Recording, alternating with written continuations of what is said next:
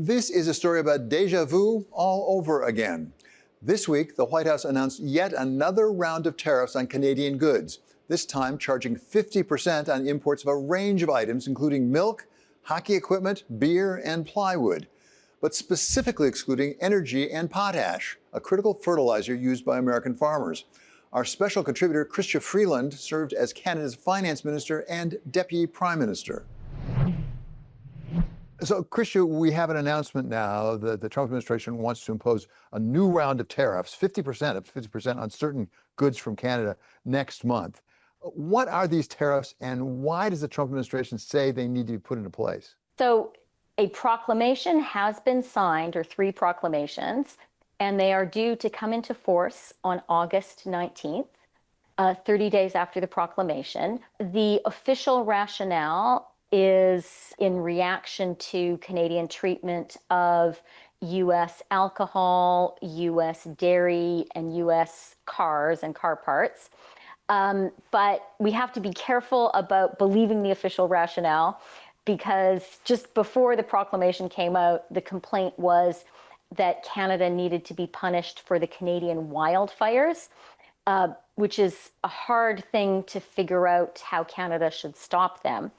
And I think we really have to recognize that this is happening against a backdrop of what is turning out to be a very contentious renegotiation of the USMCA, formerly known as NAFTA, trade agreement governing the U.S., Canadian, and Mexican trade relationship. Well, you were right in the center of negotiating the USMCA the last time around when you were part of the government. What has been announced is on specific categories of goods. How big a deal is that in terms of the amount of trade between the United States and Canada? People have calculated that it's about $20 billion worth of goods.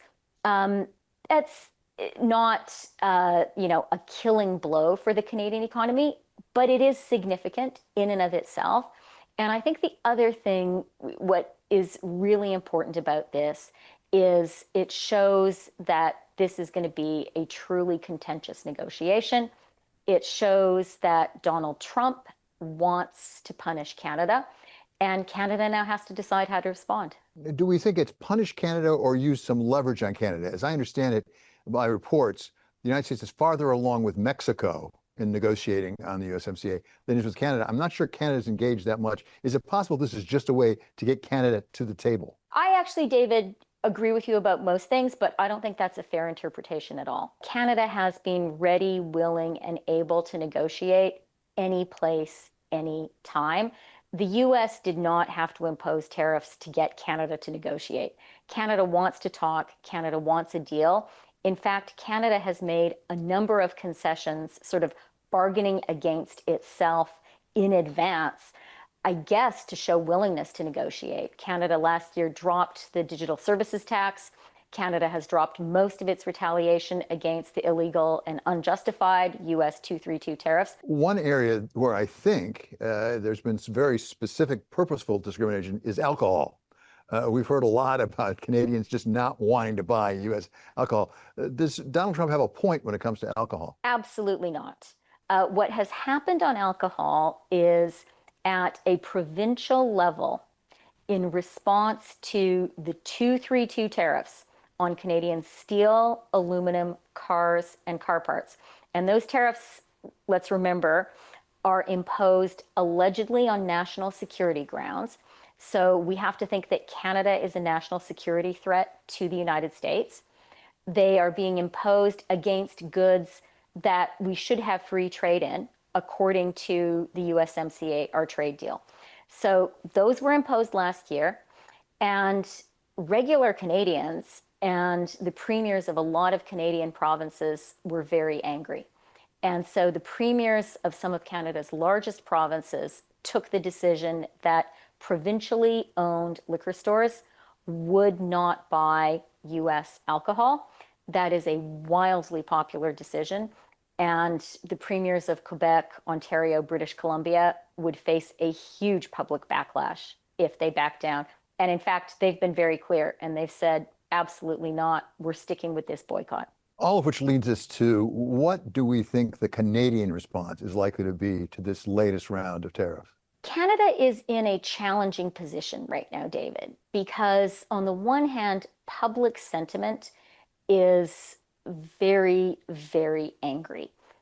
Canadians feel that they are a good, reliable neighbor, ally, and trading partner for the United States. It wasn't so long ago that we went through the drama of renegotiating our trade deal, and we got a deal with Donald Trump. And notwithstanding that, we keep on getting hit by wave after wave of punishment. First, the 232 tariffs, now this round of tariffs. And even when Canada has sort of tried appeasement, tried to get along, dropped the DST, it doesn't make any difference. In fact, the US comes back for even more. So public opinion is very, very angry. In fact, something that I never thought I would see in my lifetime is that we are now seeing that more Canadians see the United States as a threat than China. Canadians, for the first time in this polling, see China as a more reliable partner than the United States. Communist, authoritarian China, a country that just a few years ago illegally imprisoned two innocent Canadians, ironically, to punish Canada for honoring our extradition treaty with the United States. Yet this country, Canadians feel, is more reliable and trustworthy than the United States. You wrote a piece in the Financial Times about this problem of accommodation versus retaliation in dealing with the Trump administration on trade. If indeed the Canadian government decided we have to go the retaliation route, what sorts of levers does it have? I do think that the lesson that the Trump administration is teaching the world, that the only countries that ultimately get to a good place with this administration are countries that stand strong. You know, I think the best approach to this administration is do not escalate. Don't look for a fight. If you can find an area to agree on, that's great. But do not back down. And if you get hit, you do have to fight back and stand firm. That's very, very hard, but I think it's the only way to deal with this administration. If Canada wanted to do that, Canada has a lot of leverage. Canada is actually the largest export market for the United States, if you take goods and services, a market of well over $400 billion. Canada matters. And as these tariffs themselves demonstrate, some of the things that Canada sells are critically important to the United States. Things like energy, things like potash. The new tariffs on Canadian goods leave out an important category: fertilizers. The U.S. relies on Canada for potash and other agricultural products made more expensive by the closing of the Strait of Hormuz. Earlier this year, we spoke with businesses that were getting a firsthand look at the impact of the conflict. We have seen a major impact on global nitrogen and phosphate values. Josh Linville is vice president of fertilizer at financial services firm StoneX. Most farmers will tell you those prices have skyrocketed, and it's based on the fear of the lack of supply that's out there. We have seen, because of the shutdown of the Persian Gulf, the global S&D for nitrogen and phosphate as well, which isn't getting as much traction, not as much attention. We are seeing both of those get extremely tight. So everybody is talking about the oil and the gas and everything else that flows through there. Few people know urea, being the most commonly traded nitrogen product of the world, about a third of the world's product flows through that Strait of Hormuz.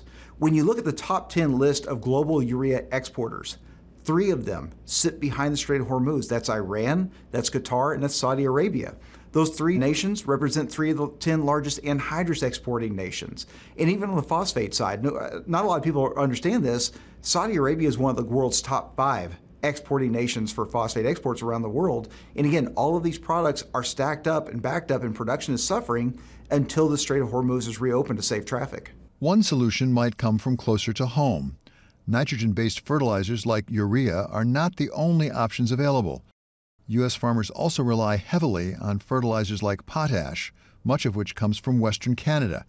Pam Schwan is the president of the Saskatchewan Mining Association. Potash is one of the main fertilizers that's used to help make crops healthy and grow larger yields. So As the world grows to 10 billion people by 2050, on less arable land, we need to be able to grow crops more effectively and more efficiently that have higher crop yields. So potash is one of those three ingredients, along with phosphorus and nitrogen, that make crop yields much improved. What is the role of potash in Canada's economy? It's very significant, particularly in Saskatchewan. 100% of all the potash produced in Canada is produced in Saskatchewan. Of the potash that is generated in Saskatchewan, how much of it's consumed domestically in Canada? How much of it's exported, and to whom? Yeah, very little is used in Canada and very little in Saskatchewan. So there's probably over 98% of what is produced in Canada, and again, all in Saskatchewan, is exported to global markets. So of that, about 50% goes into the United States to help farmers there grow, corn, soybean, and oats. And the rest is exported out to countries like China, India, Indonesia, and Brazil are probably the main customers. Fortunately for U.S. farmers and for Canada's miners, Canadian potash has been kept free from tariffs, something former Deputy Prime Minister Freeland considers wise for all concerned. Two of the world's other leading potash producers after the full-scale Russian invasion of Ukraine. So I'm going to offer a little Canadian editorial here. A particularly bad time to have a trade war with Canada. There are lots of reasons a trade war with Canada is a bad idea. You need Canadian aluminum, for example, for U.S. manufacturing, and aluminum is basically electricity in solid form. But the fact that Canada is such a major producer of potash is another good reason that we're a great trading partner.